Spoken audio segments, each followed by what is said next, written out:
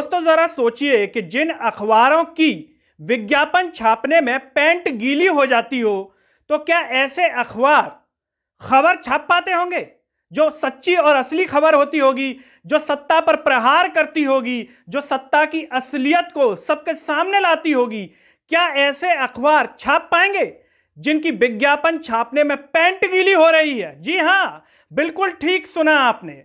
हमने तो यही कहा है, जब सच्चाई जान लेंगे तो आप पता नहीं क्या क्या कहेंगे। जो भी कहेंगे खुलकर के कमेंट में जरा कहिएगा, और आपको कौन से ऐसे अखबार लगते हैं जो ऐसा कर सकते हैं वो भी जरूर बताइएगा।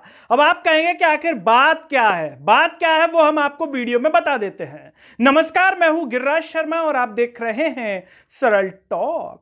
बात ऐसी है दोस्तों कि लोकसभा चुनाव आने ही वाला है, होने ही वाला है, उसकी घोषणा तो हो ही गई है, आपको पता है।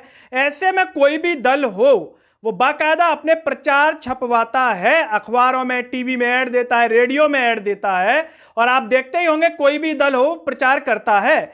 ऐसे में कांग्रेस पार्टी की ओर से एक प्रचार, एक विज्ञापन के लिए अखबारों के माना जाता है, फ्री में नहीं, बाकायदा पैसे में ऐड है। उसमें बताया जाता है इलेक्टोरल बॉन्ड को लेकर के, जो कि सच है। सुप्रीम कोर्ट ने भी बता दिया है, एसबीआई ने पूरी जानकारी दे दी है, झूठा विज्ञापन नहीं है। जैसे अच्छे दिनों की गारंटी दी थी, पेट्रोल डीजल की गारंटी दी थी, है ना, झूठी छपता है, कोई सच तो छपता नहीं है उसमें, आप भी बहुत अच्छे से जानते हैं।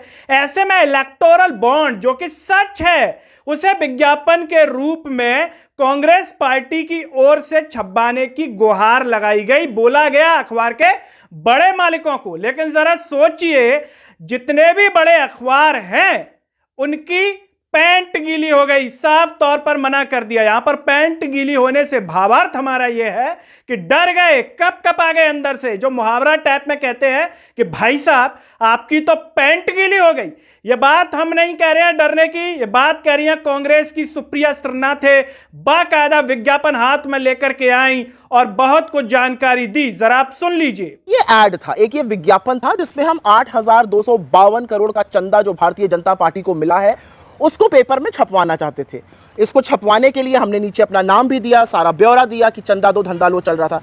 इस विज्ञापन को छापने से मुख्य जो अखबार थे उन्होंने मना कर दिया, वो डर गए, उन्होंने कहा हम ये नहीं छाप सकते हैं, जबकि ये विज्ञापन था, हम इसके लिए पैसे भी दे रहे थे।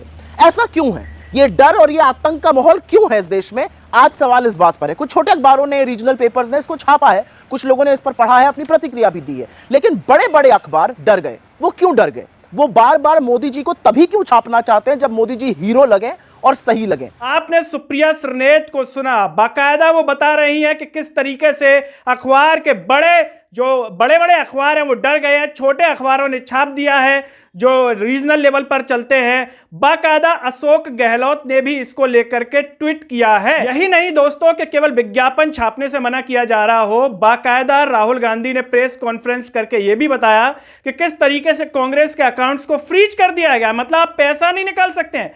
तो जरा सोचिए कि फिर ऐसे चुनाव का मतलब भी क्या है। इससे अच्छा तो यह है कि चुनाव आयोग कह दे कि हम चुनाव नहीं करवाएंगे, प्रधानमंत्री नरेंद्र मोदी को आजीवन घोषित कर दिया जाए। जरा सोचिए ना कि लड़ाई न्यायपूर्ण होनी चाहिए या फिर इस तरीके का दिखावापन होना चाहिए। अब ऐसे में दोस्तों बड़ा सवाल यह है कि जब अखबार विज्ञापन छापने में ही डर रहे हैं, तो ऐसे में क्या विपक्ष की आवाज को दबाने का प्रयास देश के प्रधानमंत्री नरेंद्र मोदी जी कर रहे हैं? क्या ये ठीक है? क्या इस तरीके का चुनाव लड़ना लोकतंत्र के हित में ठीक है?